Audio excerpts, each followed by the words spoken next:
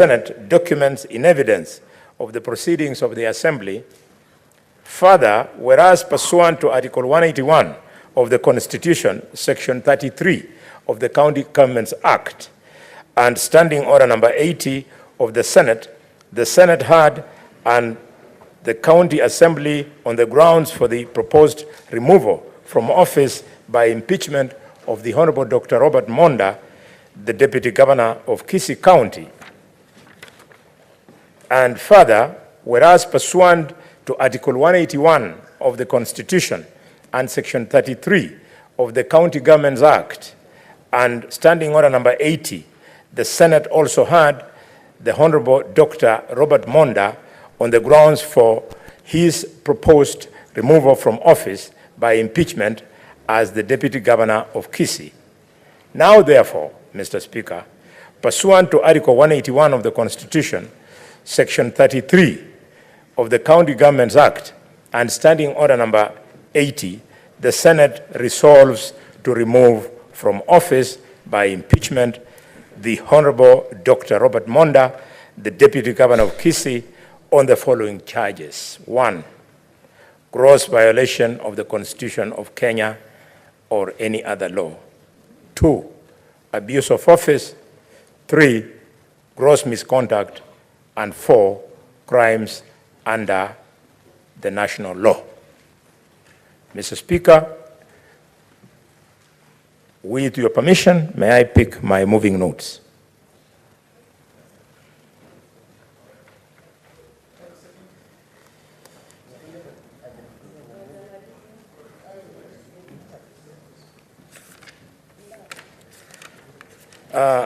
Mr. Speaker, as I move this very important motion, I want to start, Mr. Speaker, by saying that today is a day at the bottom of my heart, to the very best of the clarity of my mind, I'm offered a day to celebrate the integrity of the women of the Republic of Kenya. Why? Because, Mr. Speaker, of 2 women in Kisii, a woman by the name of Lucy Wahito and a woman by the name of Gladys Aminga. I'm celebrating these women in my heart, Mr. Speaker, because I've looked at the evidence, both in affidavit and what they said in the County Assembly when the matter was there. And I think these are women of integrity.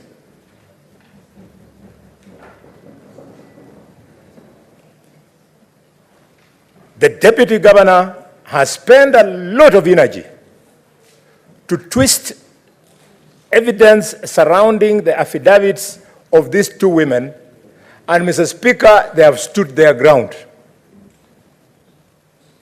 Woman by the name of Lucy Wahito. After the Deputy Governor received the said 800,000 shillings, he quickly transferred that money to Lucy. And Lucy was brave enough to ask the Deputy Governor, what is this money for?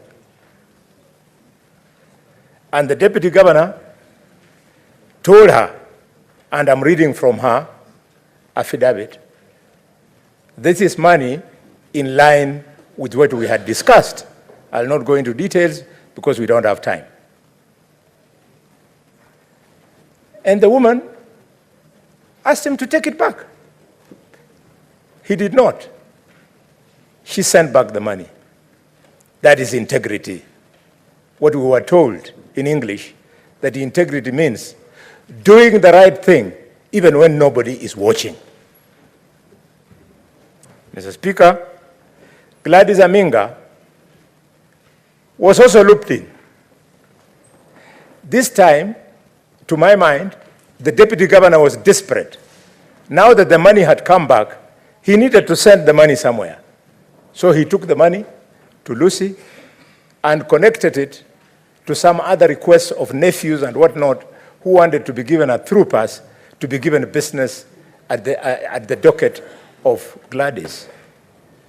Gladys stood her ground, and if you go through the evidence, Mr. Speaker, she has written in her own handwriting, trying to clarify to us what compelled her. That, Mr. Speaker, is integrity. My second point, Mr. Speaker, is I want to acknowledge through moving this motion, for the first time in the many years I have presided over proceedings of impeachment, I have seen humility in legal teams. The legal team from the county assembly has been very humble. They have not tried to be verbose. They have not tried to lecture us. They have not tried to show us how they are learned friends and what have you. They have pursued evidence. I congratulate the legal team of the county assembly. Mr. Speaker, I'm so proud that we have sat on a matter that the defendant had none other than Katwa Kigen. This is one of the most distinguished lawyers, not just in this country, but in the region and internationally. I had never known that I would have an opportunity to listen to Katwa Kigen, none other than the brain that addressed the International Criminal Court. Katwa is a great man. And Katwa, that humility has completely changed my understanding of the legal profession. My third point, Mr. Speaker, is academic, as I support the removal of the governor, the deputy governor. Colleagues, ladies and gentlemen, in the history of democracy, the greatest senator who ever lived in the United States of America was Senator William Wilbright. He was so great that he wrote and spoke to the story of power. He has got a beautiful book. I'll invite you, if you have time, acquaint yourself with it if you haven't.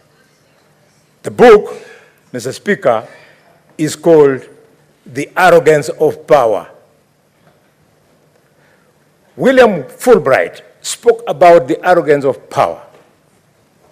What you saw the deputy governor of Kisii doing to his own blood brother, Reuben Monda, collecting enforcement officers and doing to this brother of his, the brother who suckled the same breast with him, is the true definition of the arrogance of power. Once you have power, you can do many things, including what Deputy Governor of Kisii did. My fourth point, Mr. Speaker, is at my professional level. In behavioral science, we have something called split personality, which in medical science we refer to as dissociative identity disorder. This is a disorder, Mr. Speaker, whereby a normal person like all of us creates two personalities, personality A and personality B. And they choose to live without knowing that they're abnormal in one personality to serve them at moment X and another personality to serve them at moment B. This disorder is what I witnessed when witness Joseph Misato? Yes? Misati. When Joseph Misati was speaking, it was classical medical description of this disorder. Here is a man who is a very poor polygamist.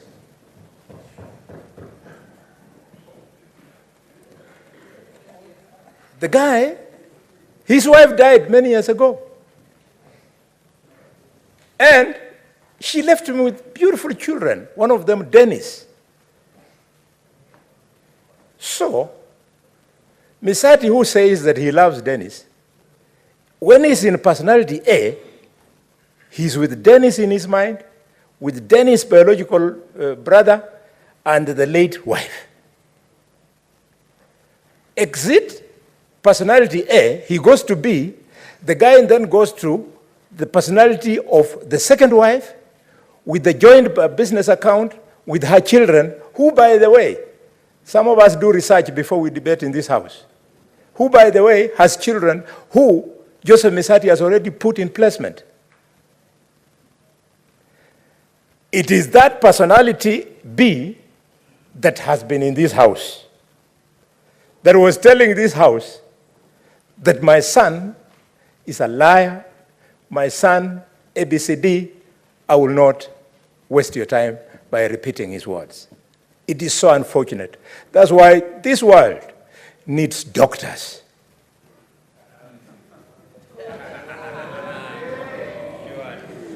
My fifth point, and I'm finishing, Mr. Speaker, sir.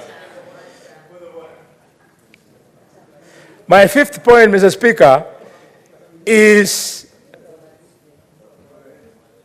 my desire to persuade you that let us take Deputy Governor Monda home. It is on the doctrine of law, and this is where I leave it to the lawyers. The doctrine of law, you either do it because you have proved it beyond reasonable doubt, or you have proved it on the balance of probability. On the balance of probability of this doctrine, we would be lying to the country, we would be lying to the people of Kisii, that on that balance, A, the boy did not sell his business. He has given us evidence. We would be lying to the country, dear colleagues, that the boy did not send 800,000 in the manner he did. On the balance of probability, Mr. Speaker, sir, we would be lying if we discounted the evidence by the two great women that I've praised at the beginning. My final point, Mr. Speaker, which is point number 6, is on the borderline of philosophy of religion. I am not a very religious person because I don't understand the Bible, but I believe in God. And on that philosophy, Mr. Speaker, many of you have heard that God made man, and man made money, and money made man mad. The madness you're seeing in this house today, Mr. Speaker, where a father can go against his own son, and a deputy governor can go against his brother, is the madness that money has created in society. I move and I request the distinguished senator from Migori to second my motion for removal of Robert Monda. Thank you, Mr. Speaker.